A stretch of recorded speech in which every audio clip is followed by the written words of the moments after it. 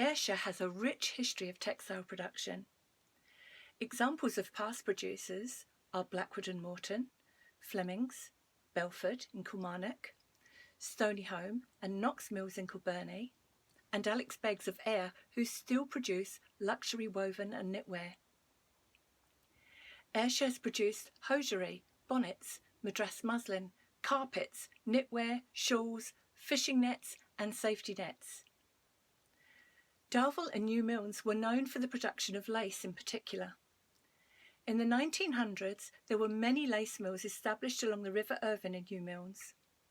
The mills supported a thriving population, and mechanisation increased the textile output during the Industrial Revolution. Alexander Morton started as a handloom weaver in 1867. In 1874, he visited Nottingham and saw a lace machine which he purchased and formed Alexander Morton & Co.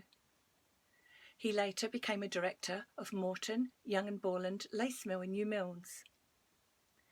Morton, Young and Borland, now MYB Textiles, still operate today, being one of 2 textile production companies remaining in New Milnes.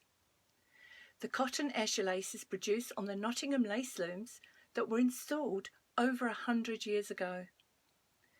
The looms have manufactured authentic lace for costume and set design for over 50 films and TV productions. Harry Potter, Call the Midwife and Outlander are just 3 of the productions which feature lace from Ayrshire's MYB Textiles.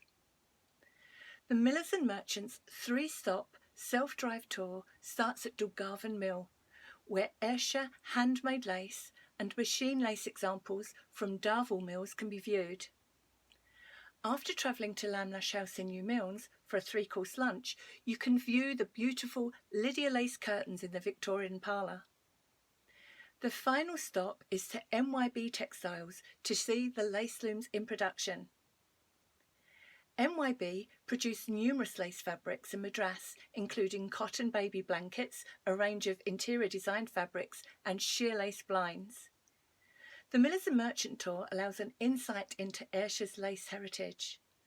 Put it on your list of things to do, and we hope to see you in the not too distant future.